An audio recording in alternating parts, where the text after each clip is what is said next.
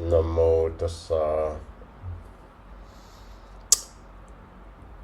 Now I will talk about something I posted this morning, a quote and a picture that I find inspiring, which addresses a couple of things together. I will combine those in that video, hopefully not to make it too long.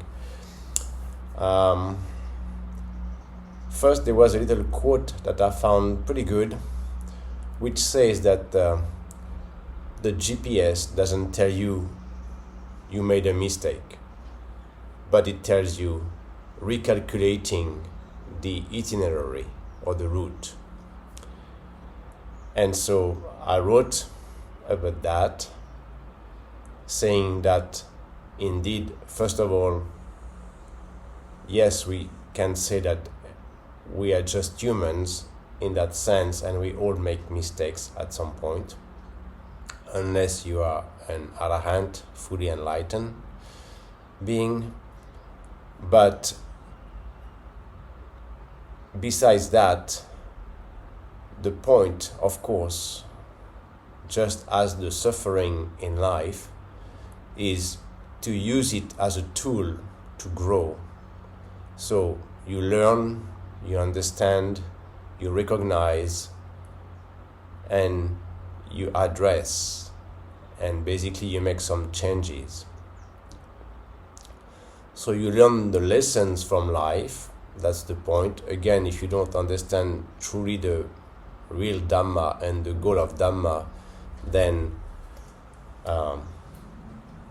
you might not get the point of all this and the whole life, basically, because you still should understand why you still have a life and what is the best use of this life, which is to go from ignorance to wisdom, ideally reaching the highest possible, if possible becoming at least Arya or Arahat, and reach Nirvana.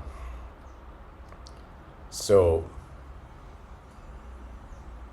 that is meaning that you should really keep awareness, of course, mindfulness, sati all the time, and have an intrinsic motivation to learn from everything and from light and from life, and to keep a positive mindset, constructive mindset in that sense. So you want to keep moving forward. You want to always progress and to become a better human being all the time.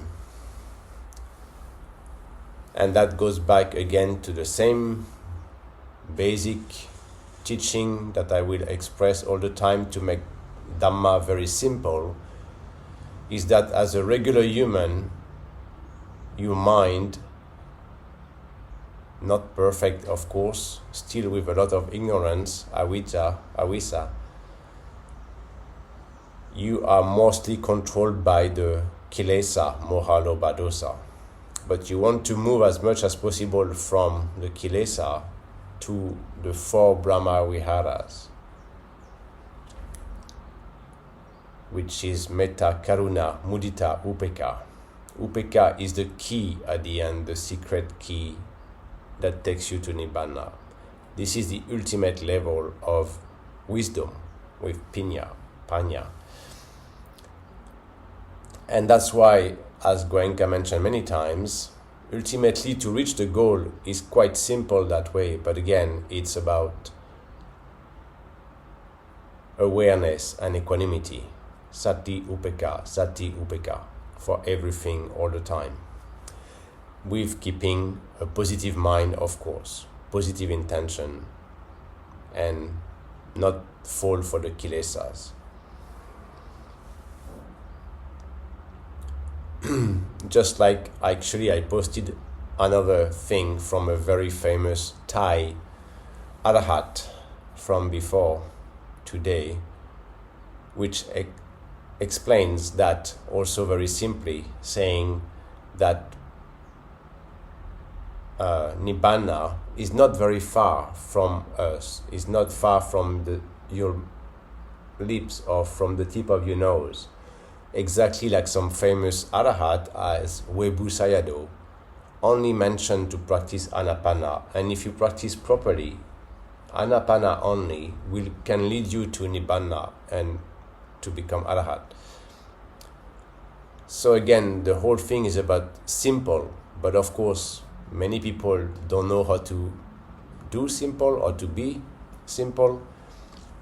And exactly because that ego always have a good excuse and always intellectualize things, think too much.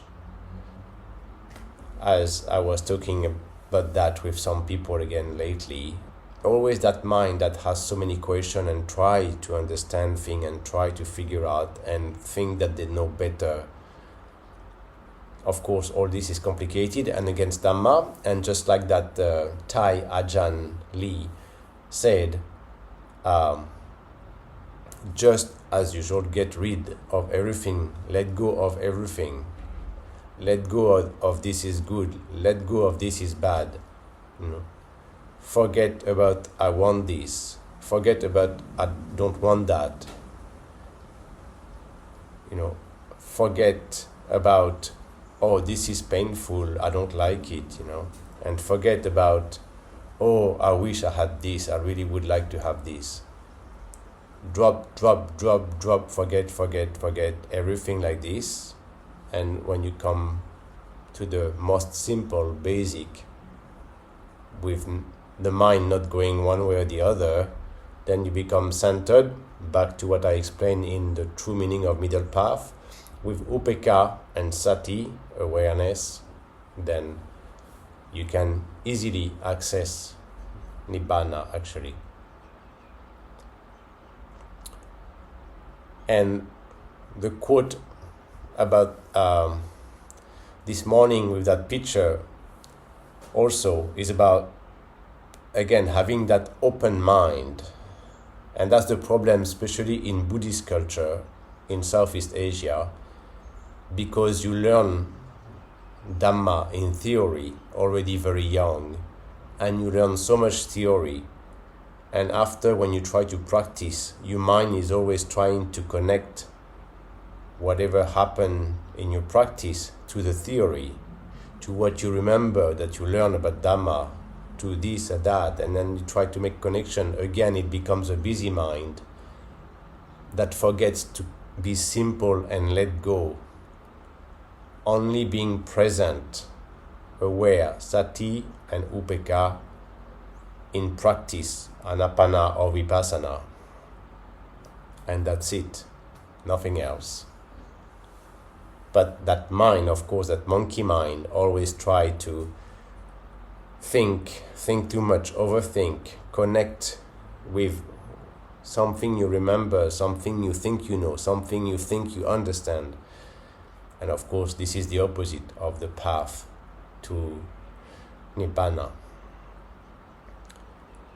So, just like that quote says, you just have to recalculate your route, change your route. So as I meant earlier, you have to first understand and recognize and admit what is wrong, what you do wrong, and have the open mind for change.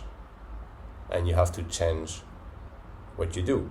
Meaning you have to accept that you make something wrong, that you don't know. Of course you don't know. If you are not Ariya, you don't know anyway. You have ignorance, mostly avijja.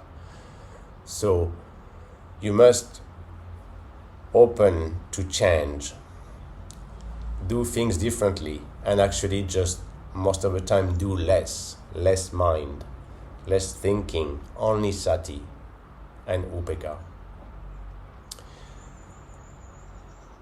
And if you are not ready to change, and if you think you know better, as most people do many times, then you are not ready for change, then of course you cannot expect something to get better in your life.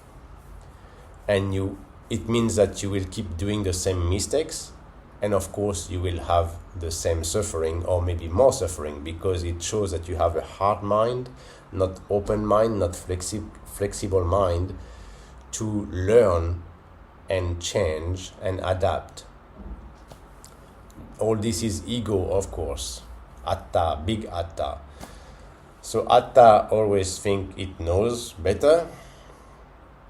That's why, as I said in the previous video, people always like to tell other people what they should do, and you should practice like this, you should practice like this. Or you want to learn Dhamma, you should do like this. But you look at them, they don't even know to practice properly. So, again, it's simple. Not too much mind, and have open mind to learn from the mistake, from the lesson, and then adapt. But ultimately, if you mean to be serious about Dhamma, it is very simple. Only sati and upekkha. Observe objectively, to take in, to learn.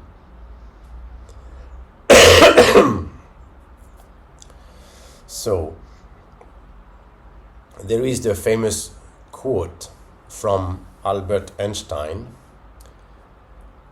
that says, in one way, the definition of insanity, similar to moha, avijja, moha, is repeating the same mistake over and over again and expecting a different result. Of course, this is insanity or moha, but most people do that.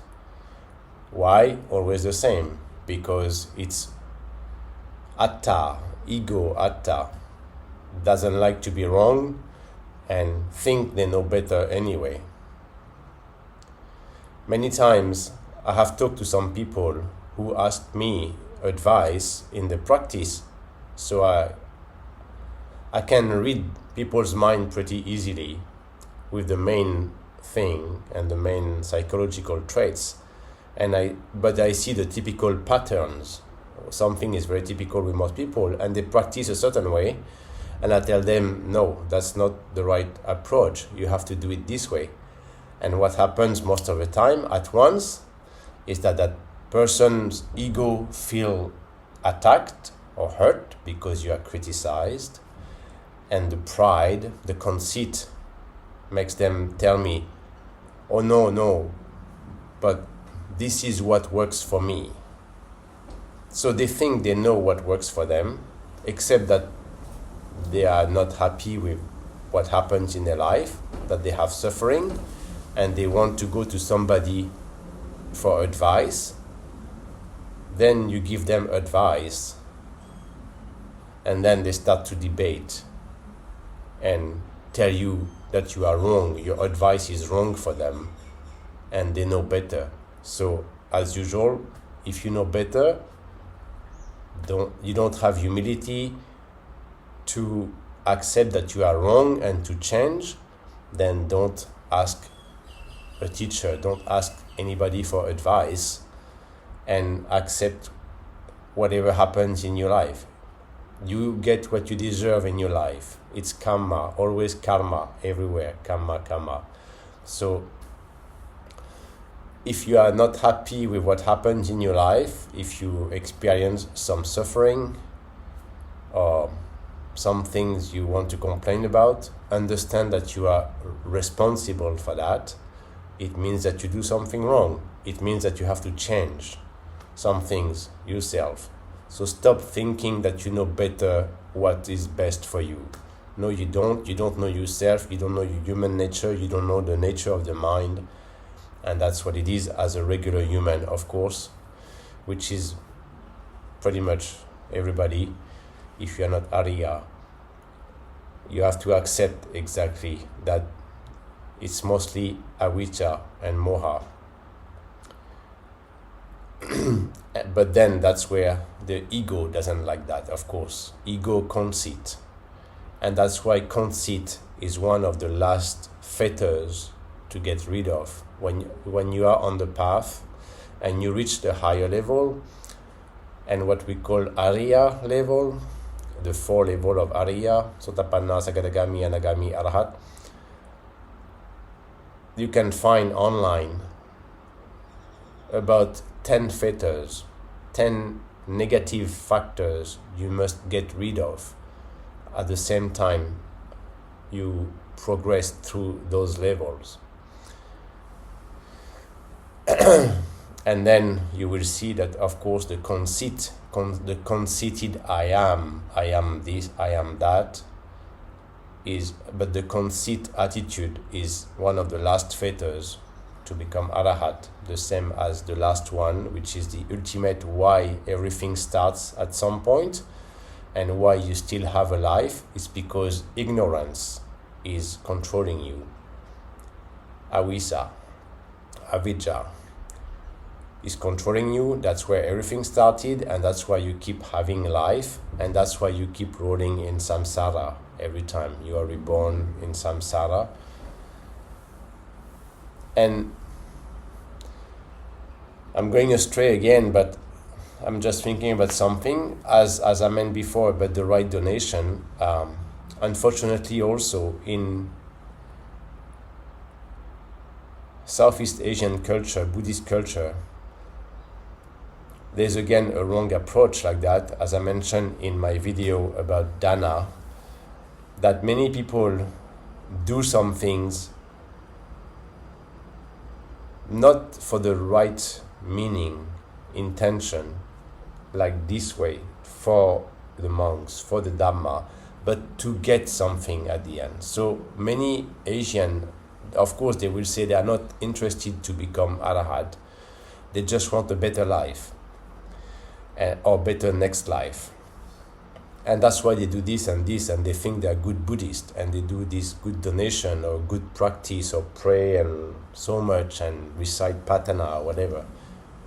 But again, only from the start, if your intention is because you want to get something better for yourself at the end, you are wrong. You're already in the wrong direction, and it's not Dhamma.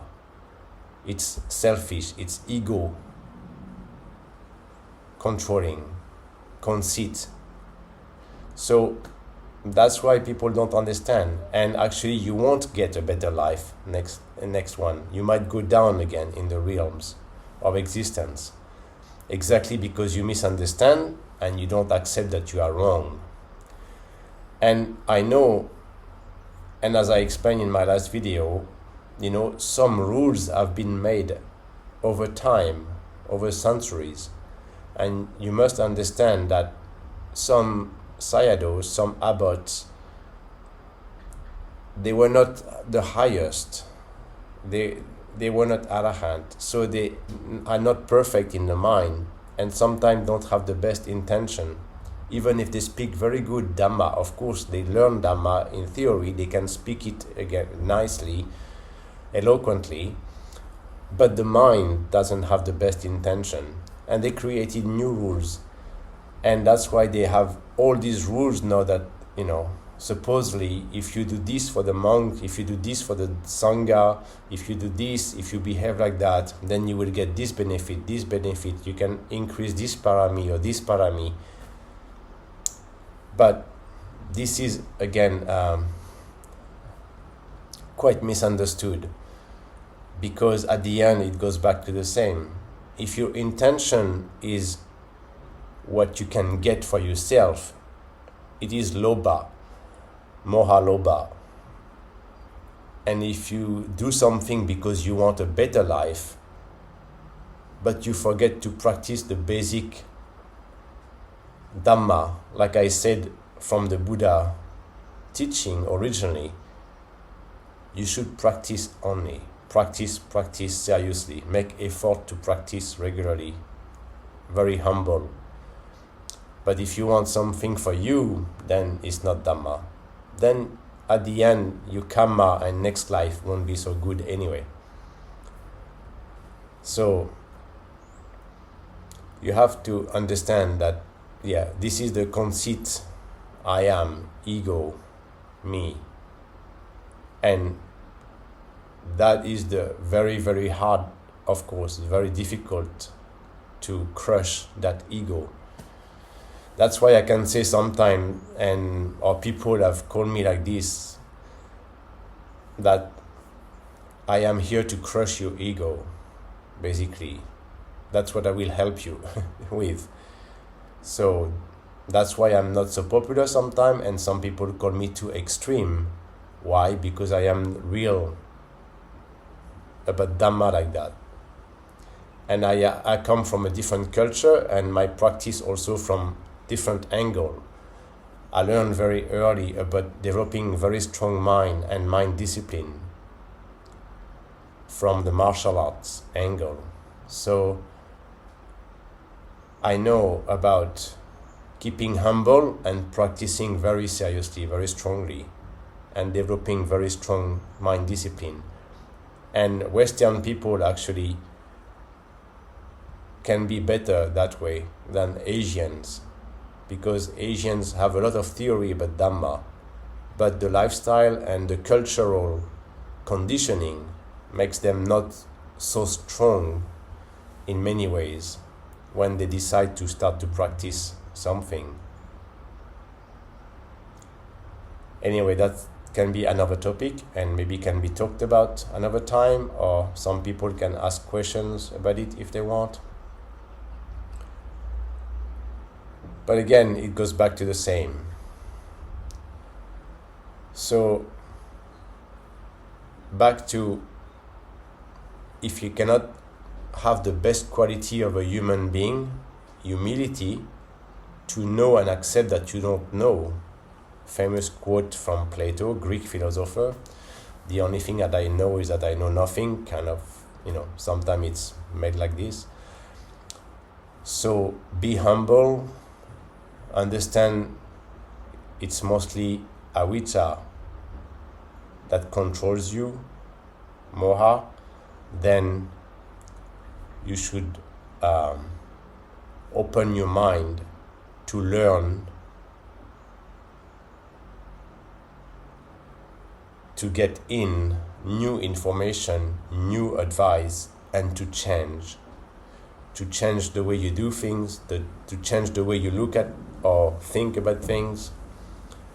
And so accept to change that. But at the end, again, it comes back to simplify, make it more simple and focused on the essential, as I meant in my last video. Focus on the essential. You see, always, if you are good with Dhamma, everything always come back to the same core values, the same core teaching. Whatever angle you start from, you understand Dhamma properly when you start anywhere and you go through the process and you come back to the same conclusion, always the same core values, same core practice. So this is actually about that way of either you think you know better, your ego, your conceit, think it knows better how to practice, what is good for you, and then you keep doing the same mistakes. And of course that means you ask for the same in your life, same kind of suffering and same kind of karma, and actually because of that it will become worse and worse actually in this life and next life. Or you really can open your mind with humility to know that you don't know, and then you are open to change, real change. And again, as I mentioned before in some quotes, real change happens the time you really make the decision to change, and it is always the same bad excuse from the ego to use the time as an excuse. I'm not ready yet. Oh, yes, I want to do that, I want to change, but not right now because of this or because of that. It's always, ego has always, of course, many bad excuses for not trying to change, because it knows that it's actually to dissolve. What you want to do is to dissolve the ego. So the ego is always fighting back with very bad excuse, which is exactly the same as children, basically, because this is very immature way of thinking. So it's like children, your children always have good excuse to tell you, no, I don't want this yet, no, not that, not now. They always find good excuses. But the good time for change, real change, to become a better human beings, a wiser human beings, is always now, right now. Make the big change, the real change, like real decision. And the change is not temporary, even though everything is impermanent, of course, but that about practicing seriously Dhamma, and then meaning practicing regularly, the sooner the better, of course, and it's never too late, but make it happen now and stay like that. That's why in English we use the word also steadfast. Regularly, steadfastly. So it's okay to accept the mistakes as long as you can recognize them, admit them, and learn the lesson to adapt and address it, to change, to make the right change, and make the real change at the time. Don't use excuses to say, oh yes, I see, but then later when this and this and this, I will address that. I will address that later. I will make the change later when life is good for me, when life opportunity helps me. No, that never works like this. Of course, this is the weak mind from the ego, conceited ego, that always have an excuse to postpone, procrastinate, and never make the real change, of course.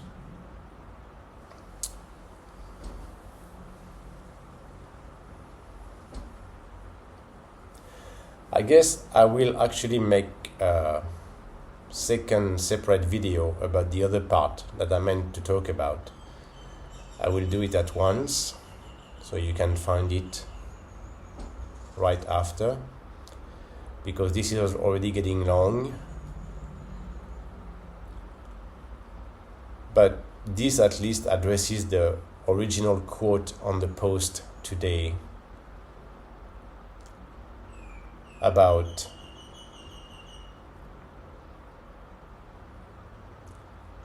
learning from mistakes, becoming a wiser human being, a grown-up human being, not immature anymore, not behaving like children. To grow up is to learn from your mistake, to make the change, and to become wiser then. So you just reroute in life. You don't feel so sorry for yourself about your mistakes and everything. It happens as long as you learn from it to make a change. If you don't want to really make a change to learning from your mistakes, then it is the same like you say that you want to keep on suffering in your life. You want to make the same mistakes, and you don't want to improve, and you don't want to become a better being, and of course your karma will get worse and worse and worse. So the choice is yours in that sense. It's not about destiny that way, but it's about a clear choice. and then actually I will make the next video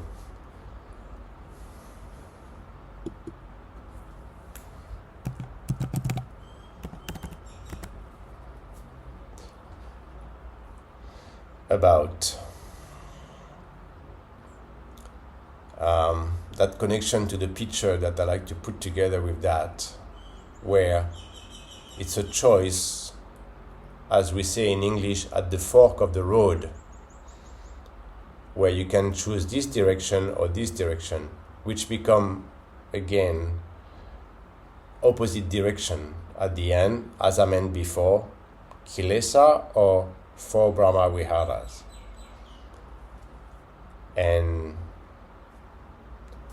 the choice, of course, make a big difference. And this is called also, I mean, I have used different words, of course, for that, but basically like from dark side or the bright side, right? So, but I will make another video about that.